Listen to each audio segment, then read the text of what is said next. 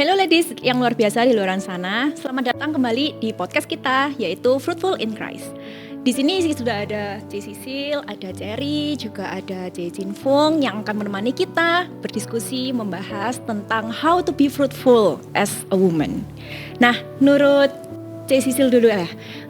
C. Sisil pernah nggak sih merasa kayak lelah banget gitu? Apalagi C. Sisil kan anaknya 3, terus masih ada suami, masih harus ngurus konten gitu. Pastinya lelah.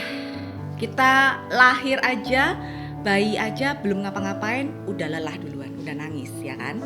Jadi pasti yang berhubungan dengan sesuatu duniawi itu melelahkan. Ekspektasi dan tuntutan itu memang melelahkan. Dan kita ini sebagai makhluk yang terbatas ya, kita ini gak bisa gitu loh melawan semuanya itu dengan kekuatan kita sendiri. Jadi kita harus sadar itu bahwa kita tuh butuh kekuatan untuk membuat kita itu bisa menjalani hidup ini dengan sebaik-baiknya. Jadi ya pastilah kita pernah mengalami yang namanya lelah. Apalagi kita ini manusia ya, kadang itu kita punya ego. Egonya kita ini yang justru lebih besar dari keterbatasan kita itu sendiri. Itu yang membuat kita tuh justru tambah semakin lelah dan lelah. Nah, kalau Cherry gimana nih? Yang paling kecil di antara kita semua kayaknya ya. Pasti, apalagi kan mungkin kerjanya juga di bidang wedding industry, terus back to back kerjanya bisa mulai dari jam 2 pagi, bisa dari mungkin siap-siap udah dari jam 12 malam. Jadi mana di waktu itu kan weekend, terus anak-anak juga liburnya di weekend, jadi bagi waktunya juga cukup susah gitu, jadi pasti capek juga gitu. Belum lagi ke pressure kalau orang wedding itu kan kayak dream wedding betul gitu ya. pressure. Wow, keren banget. Kalau Jin Fung, menurut Jin Fung gimana? Setuju sih sama ini dua bicara kita hari ini juga. Namanya capek, kalau mungkin aku kata-kata yang pas buat aku tuh breakdown kali ya. Breakdown. Jadi kalau es, ibarat kalau es itu kayak esnya mencair gitu, jadi hancur gitu, remuk gitu. Jadi kalau misalnya sebagai manusia itu kita tuh pasti ngalamin namanya naik turun, dan it's okay gitu, namanya wajar. Kalau misalnya kita kuat terus kayaknya bukan manusia gitu, berarti kita nggak butuh Tuhan. Tapi kalau namanya manusia, kita masih butuh Tuhan. Pasti akan ada proses, pasti akan ada ujian, dan selama masih kita bernafas, ujian dan masalah tuh pasti akan terus ada gitu. Dan di sana mungkin momen diingatkan bahwa kita tuh butuh Tuhan sih, kapanpun dan dimanapun gitu. Berarti cara Cece untuk bangkit kembali untuk supaya kuat lagi itu dengan mengandalkan Tuhan gitu aja ya? Iya, kalau aku tuh sampai bikin statement kayak ikut Tuhan itu nggak mudah, tapi kalau nggak punya Tuhan itu kayak lebih susah sih gitu. Jadi kalau aku punya pengalaman hidup gitu ya, kita tuh boleh hancur, kita tuh boleh remuk, tapi Tuhan tuh nggak pernah biarin kita tuh tergeletak. Kalau misalnya kita remuk pun itu ibarat kayak porselen, kita boleh pecah, tapi sama Tuhan tuh pasti akan dilem lagi jadi porselen yang indah gitu. Jadi satu wadah yang lebih bagus dan mungkin bisa lebih kuat dari sebelumnya gitu. Itu berarti kayak konsep kintsugi ya? Iya, yang benar, yang di Jepang. Benar. Itu cakep banget sih itu memang. Menyatukan sesuatu yang pecah tadi ya, jadi sesuatu yang lebih indah. Benar. Cakep. Nah, kalau Ci Sisil gimana Ci? Yaitu tadi, karena aku sadar bahwa aku ini manusia yang terbatas, aku tuh butuh sesuatu yang lebih besar di luar kita. Jadi aku meletakkan imanku dan kekuatanku itu pada Tuhan. Dan sumber kekuatanku itu aku sadar di mana ketika aku justru tidak mengandalkan kekuatanku itu sendiri. Jadi aku mengandalkan kekuatan Tuhan. Imanku kuletakkan pada Tuhan. Itu yang membuat aku tuh bertahan. Dan aku mau sharing satu ayat nih ya, ayat pengingat buat aku di Matius 11, 28, 30. Aku bacain ya. Marilah kepadaku semua yang letih lesu dan berbeban berat, aku akan memberi kelegaan kepadamu. Pikulah kuk yang kupasang dan belajarlah padaku, karena aku lemah lembut dan rendah hati, dan jiwamu akan mendapat ketenangan. Sebab kuk yang kupasang itu enak dan bebanku pun ringan. Ini ayat pengingat yang selalu membuat aku itu mempunyai sumber kekuatan. Di mana ada 2 hal yang mau aku highlight ya di sini ya. Di sini ditulis ya, karena aku lemah lembut dan rendah hati, dan jiwamu akan mendapat ketenangan. Lemah lembut dan rendah hati. Berarti untuk mendapatkan kekuatan itu bukan justru kita itu menunjukkan seberapa powerful dan seberapa perkasa kita. Justru dengan kerendahan hati dan kelemah lembutan itulah yang menjadi sumber kekuatan dan yang membuat kita itu tetap bisa melayani Tuhan dan memuliakan namanya. Itu sebagai pengingat untuk diri saya ya. Dan yang saya mau highlight kedua adalah sebab kuk yang kupasang itu enak dan bebanku pun ringan. Kuk ini di sini adalah ajaran firman Tuhan. Saya meyakini bahwa semakin kita itu kenal dengan firman Tuhan, semakin kita mendekatkan diri pada Tuhan, itu kita tidak perlu mencari kebenaran-kebenaran di luar yang justru membuat kita tuh tambah lelah. Cukup dengan aku mendekatkan diri pada Tuhan dan mengenal lebih dalam firman-firman Tuhan, itu yang menjadi sumber kekuatanku. Berarti Cece kayak semacam ngikutin seminar empowerment, apalagi sekarang zamannya women empowerment gitu kan ya, dimana cewek-cewek tuh harus bisa jadi kuat, harus bisa nunjukin kayak aku bisa loh survive sendiri gitu. Berarti kalau Cece tetap ujung-ujungnya balik ke Tuhan semuanya. Betul. Bukan maksudnya bukan menentang ya, nggak apa-apa. Maksudnya semuanya itu pasti ada baiknya. Tetapi kita harus kembali lagi kepada pokok anggur kita, sumber kehidupan kita, yaitu Kristus itu sendiri. Kalau Cherry gimana nih pengalamannya?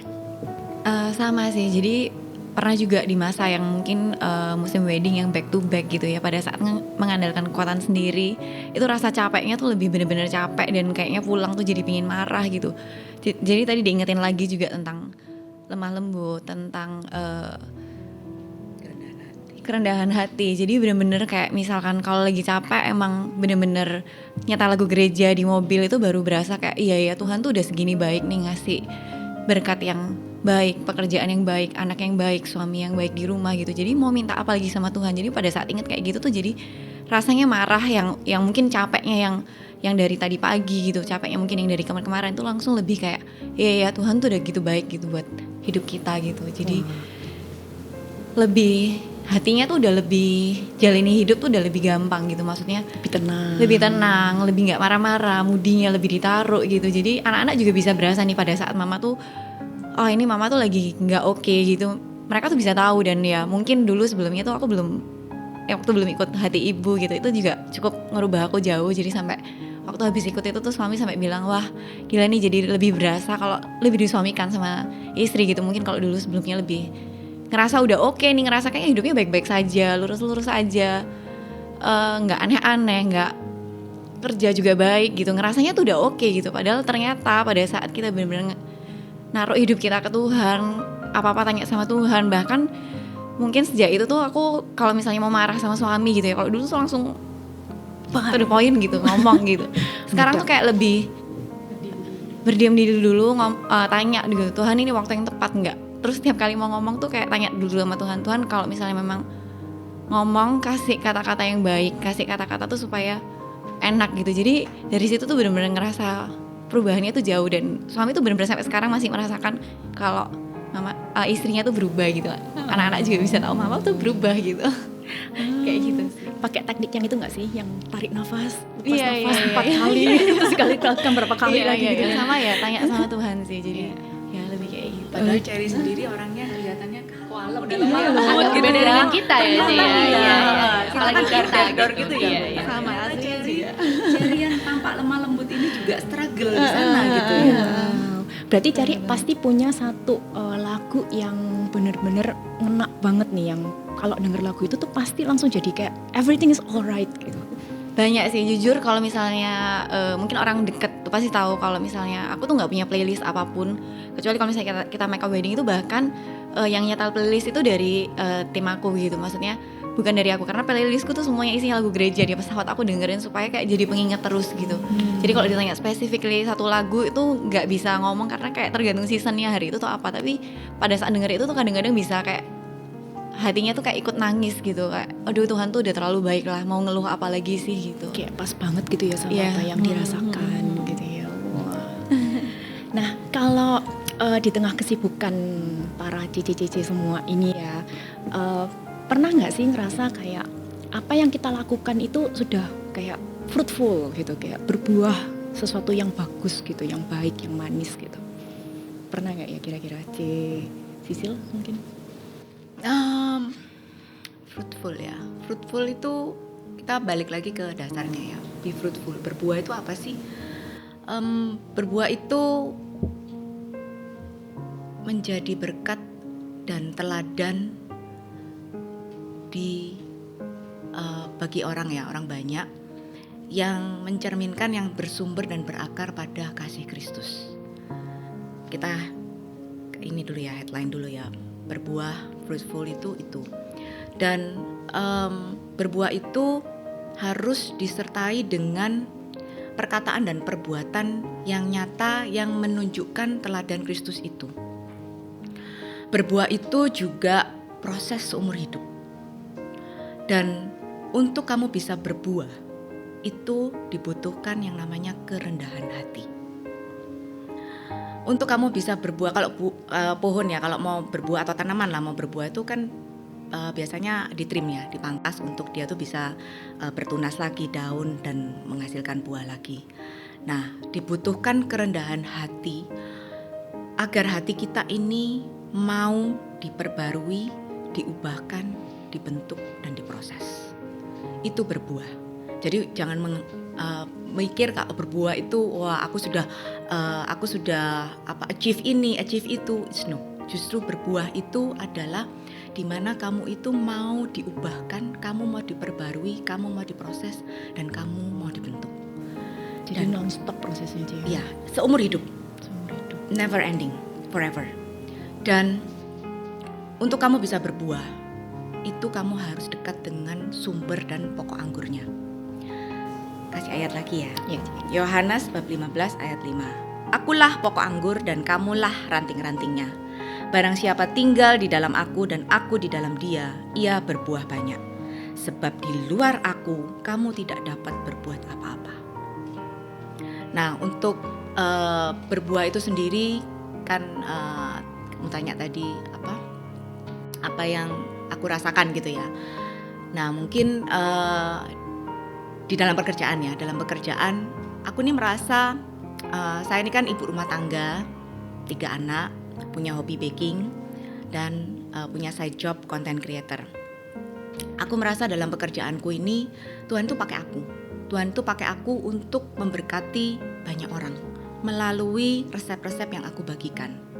Tuhan tuh pakai aku untuk menginspirasi ibu-ibu rumah tangga di rumah bahwa mereka itu walaupun ibu rumah tangga, mereka itu bisa berkarya dan bisa produktif dan bisa menjadi berkat banyak orang juga.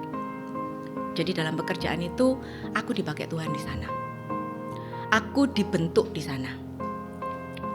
Di dalam keluarga aku diproses sama Tuhan. Aku diproses untuk selalu menjaga hati, melembutkan hati, merendahkan hati, dan menjadi dewasa di dalam keluarga.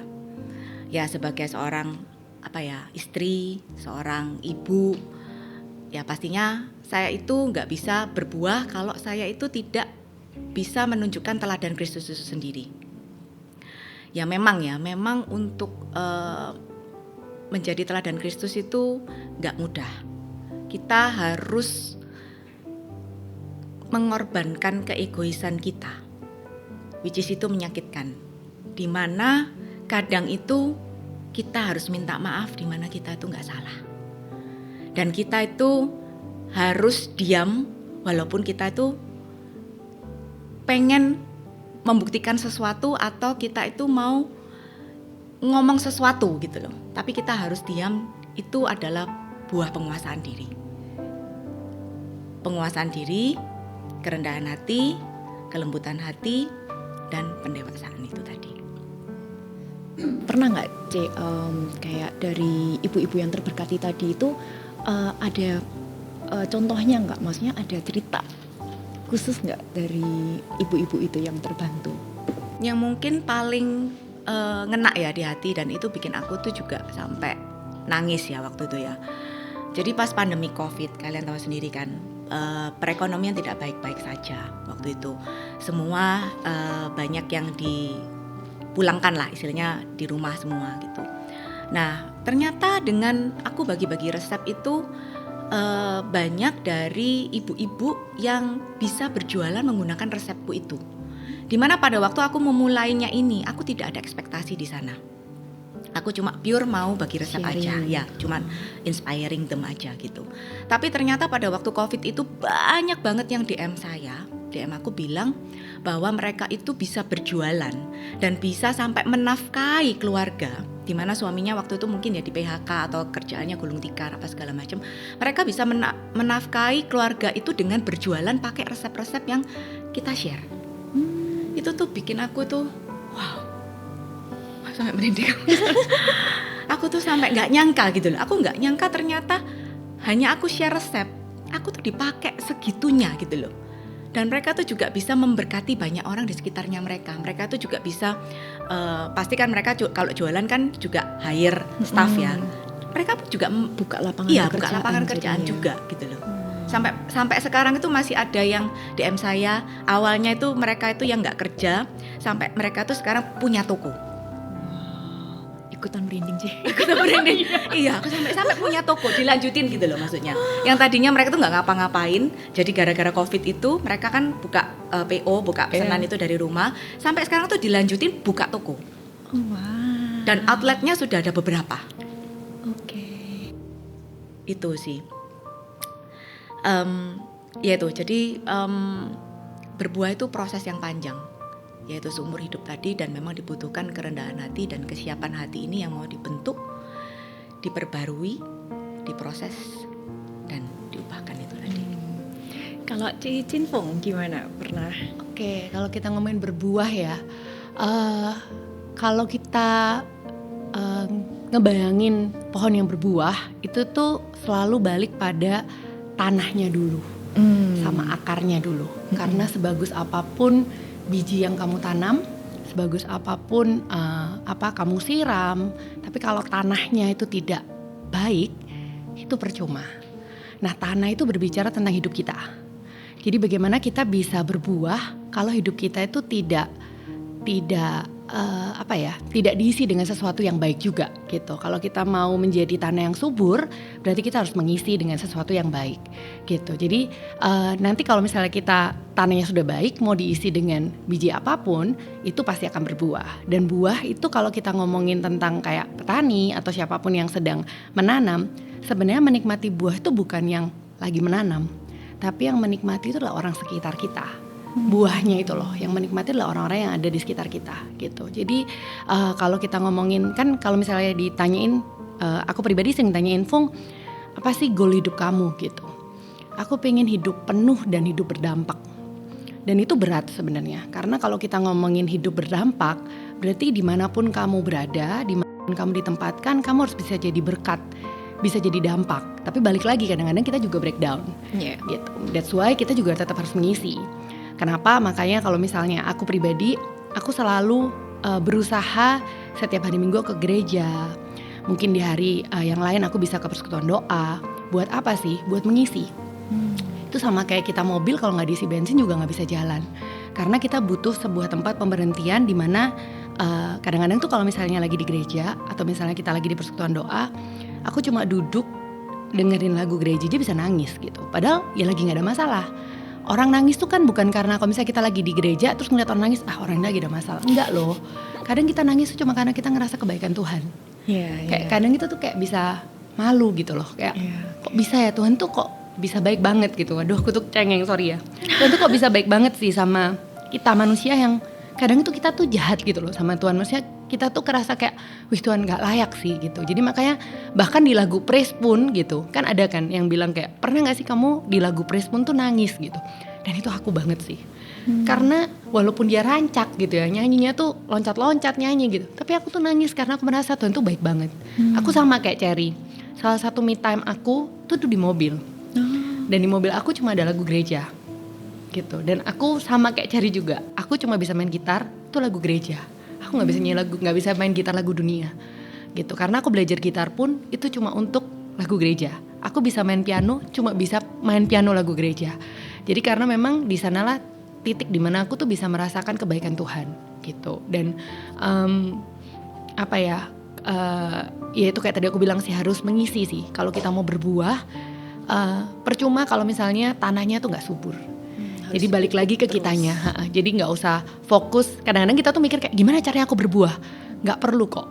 Kamu mulai dari kamu dulu aja. Tanahmu tuh kamu suburin dulu. Hidupmu tuh kamu benerin dulu. Kamu isi dengan yang baik. Nanti buah itu Tuhan yang akan kasih.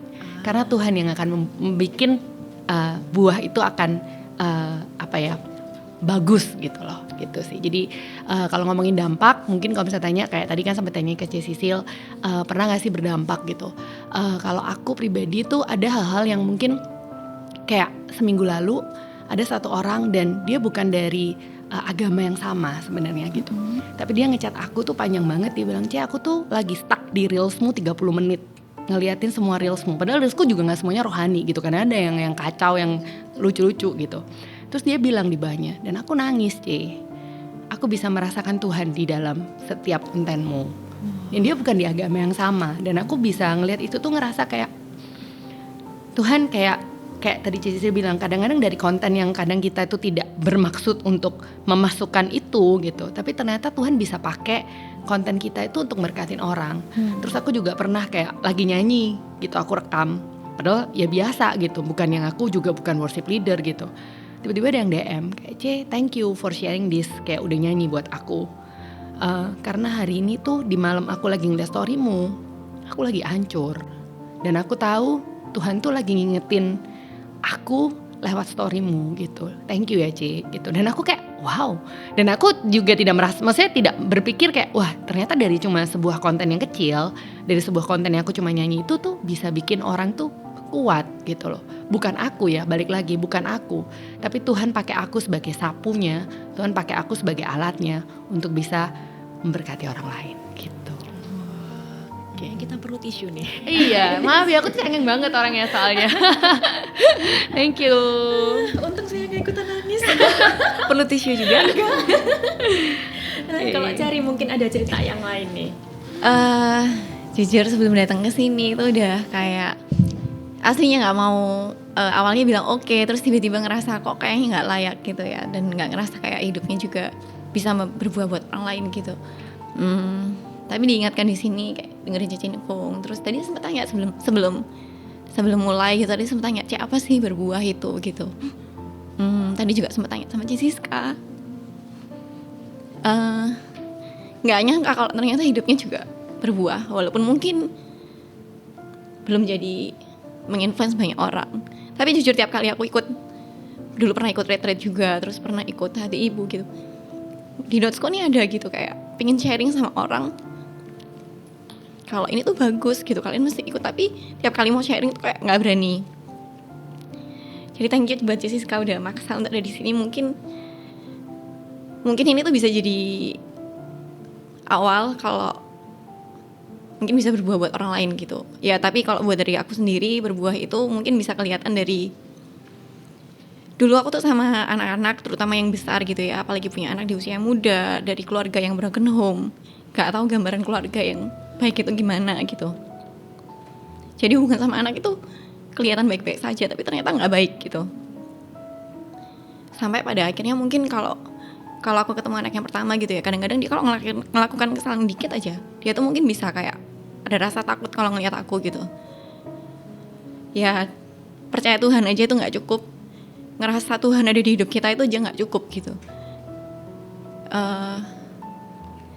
Mesti bener-bener diresapi, bener-bener harus ikut sih, maksudnya yang kayak pengajaran-pengajaran yang ada itu bener-bener harus diresapi gitu. Pada saat kita bener-bener ngerasapi itu baru bisa ngerasain. Dan ngaplikasinya tuh ya nggak mudah, tapi berbuah gitu. Contohnya dari anak yang besar tadi, sekarang itu bahkan dia dapat nilai mungkin nggak bagus aja, dia yang pertama dicari itu mamanya. Terus tiap kali dia ujian, tiap kali dia presentasi yang dicari itu mamanya, minta didoain. Ya mungkin itu buah yang mungkin buat cewek yang di sini itu biasa gitu, orang-orangnya udah mungkin melakukan itu dari dulu, tapi buat aku itu kayak wow gitu, kelihatan buahnya gitu. Dan ya dari suami juga ngerasakan kayak gitu. Terus mungkin kalau dari sisi kerjaan, kayak tadi Cici Nung bilang, mungkin nggak perlu ngomong kita kalau agamanya tuh kita percaya sama Tuhan Yesus, tapi orang sekitar kita tuh harus merasakan kalau oh ya ini tuh anaknya Tuhan gitu. Jadi kayak gitu sih, berusaha untuk melakukan sebaik mungkin di luar sana. Jadi banyak juga sih ternyata klien-klien yang ternyata deal sama Cherry cuman karena kemarin tuh bantuin dia untuk touch up, padahal bridesmaid. Waktu itu aku lagi pegang beratnya, tapi ada bridesmaid yang butuh bantuan, aku bantu. Ternyata dia deal cuman karena pernah dibantuin gitu. Padahal nggak ada kepikiran apa-apa ya, cuman sekedar ya lakukan yang terbaik aja gitu. Terus kayak Jessica tadi juga bilang, kalau ngajar ternyata tuh ngerasa kayak maksimal ngajarnya. Padahal sebenarnya nggak ke situ, lebih ke ya tiap pekerjaan tuh ya lakukan yang terbaik aja sih. Nanti mungkin buahnya itu yang ngerasakan orang-orang sekitar gitu sih. Ya baru diingatkan hari ini, dan yang ngerasa bersyukur kalau memang Tuhan mau pakai gitu. Berarti kita lakukan apa yang kita bisa to the max gitu ya, kayak all out, maka Tuhan akan pakai kita, pekerjaan kita untuk menjadi buah yang manis di hidupnya orang lain gitu ya. Dan ada statement mungkin selalu orang kan kalau misalnya kita kayak dipanggil atau disuruh sharing kan kayak aduh kita nggak bisa. Tadi aku juga bilang sama Cherry, bukan masalah bisa nggak bisa sih, tapi mau atau enggak. Jadi kalau kita mau dipakai Tuhan, mau jadi berkat, itu nanti Tuhan yang mampukan kok. Jadi bukan masalah bisa nggak bisa, layak nggak layak, tapi mau atau enggak hidupnya dipakai sama Tuhan. Gitu sih. Itu relate banget buat aku juga. Jujur nggak pernah podcast. Tapi ya ketika ditanyain kayak tolong bantuin, mau nggak gitu ya, I say yes gitu ya. Oke, aku bantuin gitu. Dan ternyata seneng sih dari podcast kita hari ini ngobrol-ngobrol sama Cece, Sisil, Cherry, dan Cece Fung itu jadi bisa berkati orang lain. Itu kayak happy banget sih memang ya. Walaupun juga waterfall. Pakai nangis lagi. Cuekeng soalnya. Itulah belum nangis. Kalau Cece soalnya ini udah menelannya udah banyak, yang menelan asam manis pahit dan segala macam ya mungkin ya. Mungkin aku tuh orangnya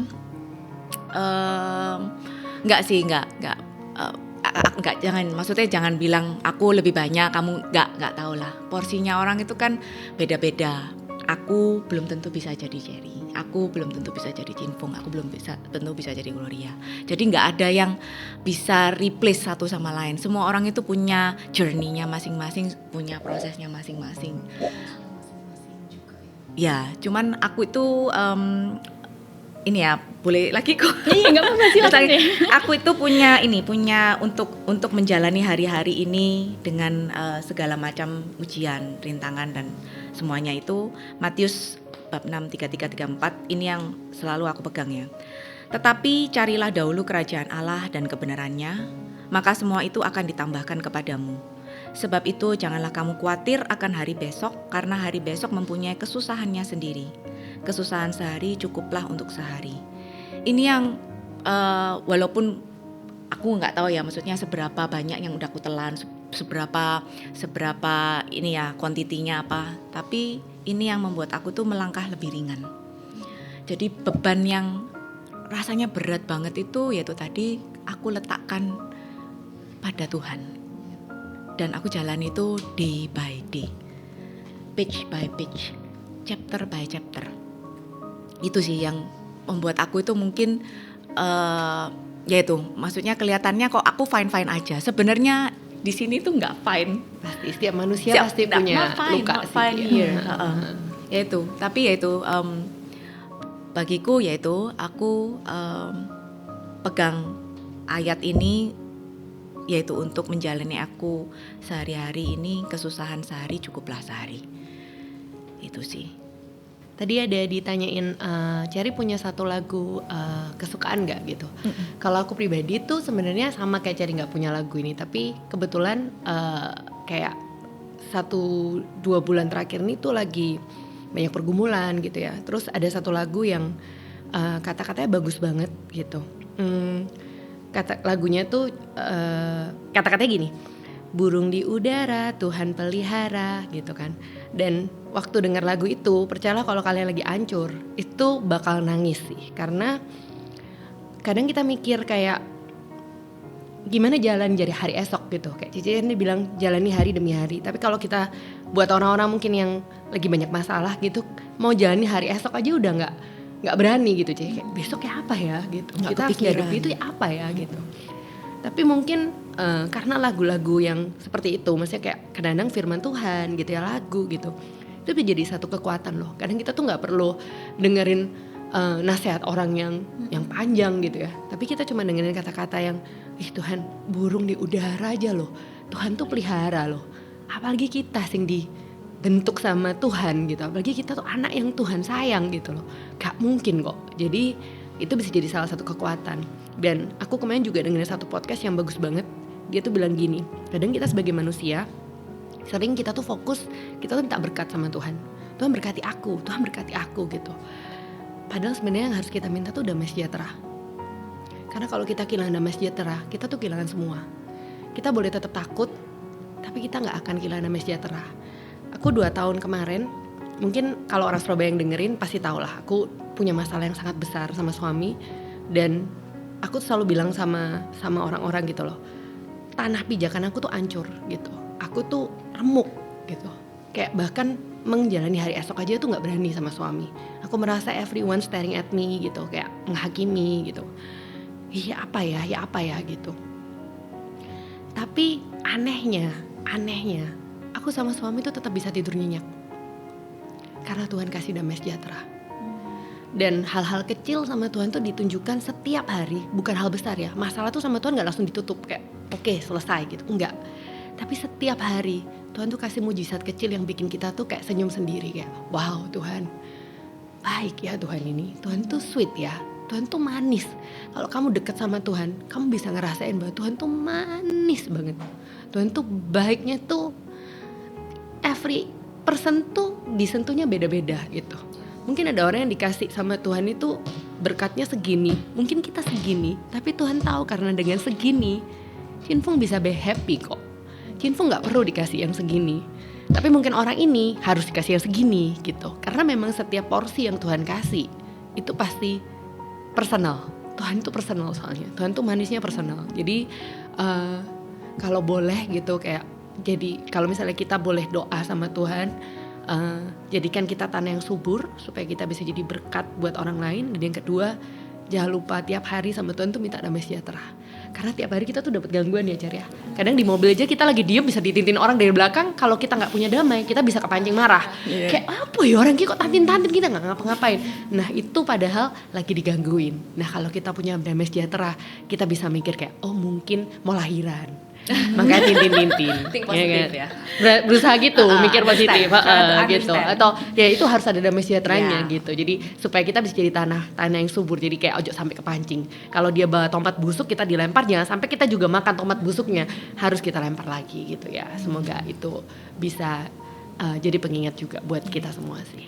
Kalau boleh tahu dari struggle-nya Cece yang selama 2 tahun ini gitu ya, yang Cece mention, kayak kan tadi Cece mention pernah dapat anggapannya mujizat lah dari Tuhan gitu kan. Kayak boleh ceritain sedikit lagi nggak Cece tentang itu? Banyak sih mujizat yang paling berkesan mungkin. Yang paling berkesan kadang-kadang ada orang-orang yang Tuhan kirimkan ke tempat kehidupan kita di dalam aku lagi hancur.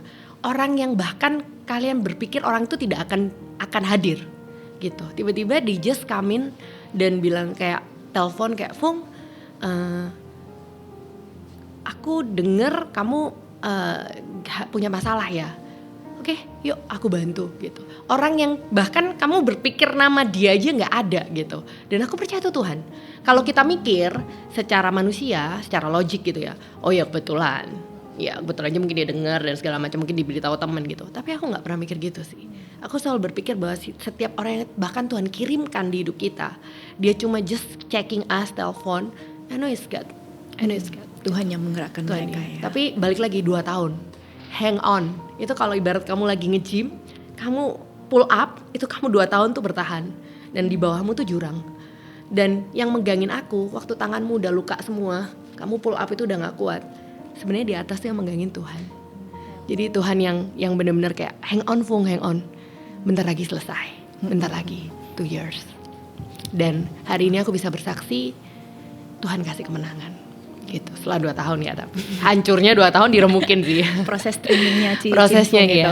Kayak kata Sisil tadi kan di trim nanti Iya. biar bisa Nanti berbuah. ya. Nah, takutnya kan kadang-kadang ada orang yang waktu di trimming udah give up.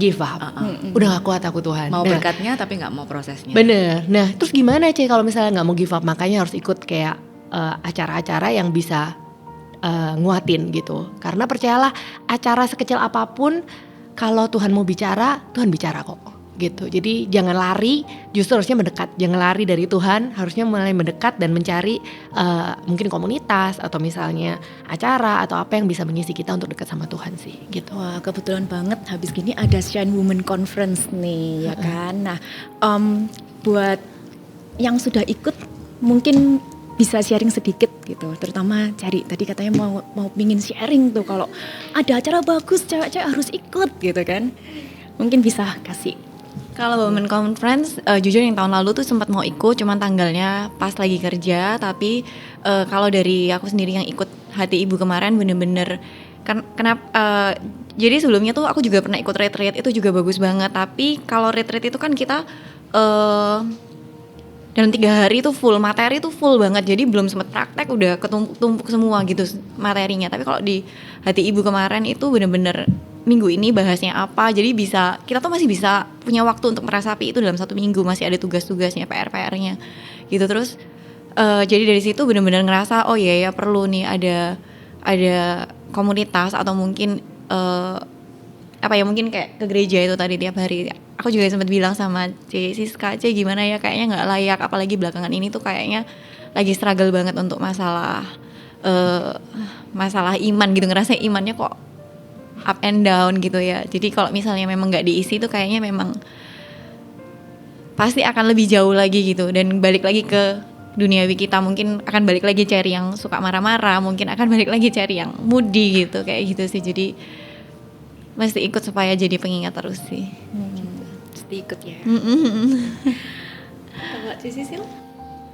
Ikut acara-acara seperti Women Conference tuh seperti itu tadi, menggemburkan tanah kita ya, supaya kita tuh kita butuh lah, kita namanya juga mau berbuah itu dari tanah itu tadi. Tanahnya kalau nggak subur, kalau nggak digemburkan, gimana kita mau menjadi pengingat untuk kita tuh bisa berbuah lebih lebat lagi.